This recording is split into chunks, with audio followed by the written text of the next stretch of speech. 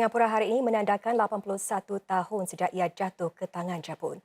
Dari acara peringatan hinggalah pameran dalam masyarakat, orang ramai di merata negara berpeluang untuk memahami dengan lebih mendalam betapa pentingnya pertahanan mutlak. Memberikan penghormatan kepada mereka yang gugur. Diadakan buat pertama kalinya pada tahun 1967, acara ini memperingati orang awam yang terkorban semasa Perang Dunia Kedua. Pelbagai kumpulan termasuk para pelajar dan wakil pemimpin agama berkumpul untuk memberikan penghormatan mereka. Di acara tersebut, Menteri Kebudayaan Masyarakat dan Belia Edwin Tong berkata, Singapura mesti bersatu padu dalam menghadapi ancaman yang ada sekarang seperti jenayah siber dan perubahan iklim. We will need more than just grit and gumption. There are many fault lines in society today which could expose us to vulnerabilities and destabilize the nation, undermine the fabric of our nation, and tug at the threads that bind us as a people. However, if we resolve to work together as one people, one united people, steadfast in our vision to protect our country, we should not need to fear. Di Choa Chu Kang, para penduduk berpeluang berkongsi idea dan rancangan mereka tentang cara bagaimana untuk mempersiapkan diri bagi menghadapi krisis pada masa depan. Ini menerusi satu latihan perintis yang diadakan buat julung-julung kalinya.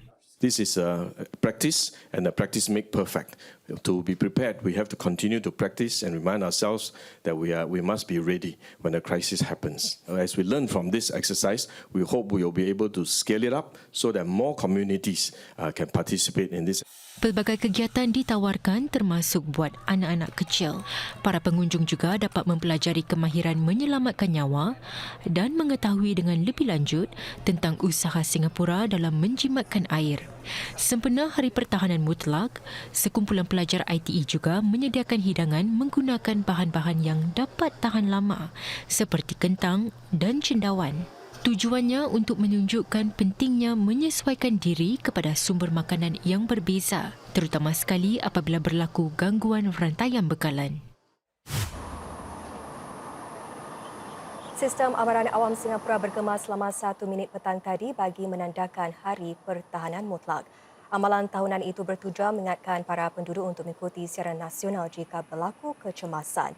Amaran lain termasuk mengingatkan satu serangan udara bakal berlaku dan agar orang ramai bergegas ke tempat-tempat pelindungan. Terdapat hampir 600 tempat pelindungan awam di serata negara, termasuk di estet-estet perumahan dan stesen-stesen MRT. Tempat pelindungan di stesen MRT Sengkang ini contohnya boleh memuatkan sehingga 7,000 orang.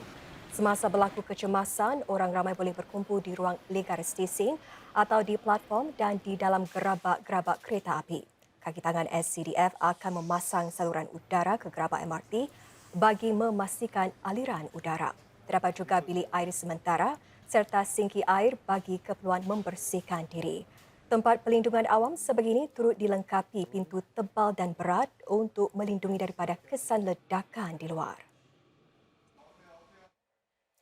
Mulai bulan depan, para pekerja sektor perkhidmatan makanan akan menerima kenaikan gaji setiap tahun sepanjang 3 tahun di bawah model gaji progresif PWM. Ia bagi menggalak lebih ramai untuk menyertai sektor ini dan juga untuk menangani masalah tenaga kerja. Sekitar 12,000 pekerja bergaji rendah dalam sektor tersebut akan menerima kenaikan gaji kepada $1,750. Gaji mereka akan terus naik setiap tahun dan boleh melepasi lebih $2,000 pada 2025. Mereka yang bekerja dengan penyedia makanan atau dapur pusat juga akan menerima kenaikan gaji. Selain itu, para pekerja juga akan dihantar menghadiri kursus latihan yang menyediakan laluan peralihan kerjaya yang jelas. Seperti diumumkan dalam kenyataan belanjawan semalam, para majikan boleh dapatkan bantuan, iaitu dari segi pembiayaan bersama gaji pekerja. Para majikan diberikan tempoh peralihan 6 bulan untuk memenuhi syarat-syarat baru ini. Jika gagal, keistimewaan PAS pekerja boleh ditarik balik. Pihak berkuasa menggesa para ibu bapa agar memainkan peranan lebih besar dalam usaha Singapura memerangi dadah. Ini sedang pengambilan kanabis atau ganja di luar negara telah mempengaruhi para belia tempatan untuk bersikap lebih toleran terhadap penyalahgunaan dadah.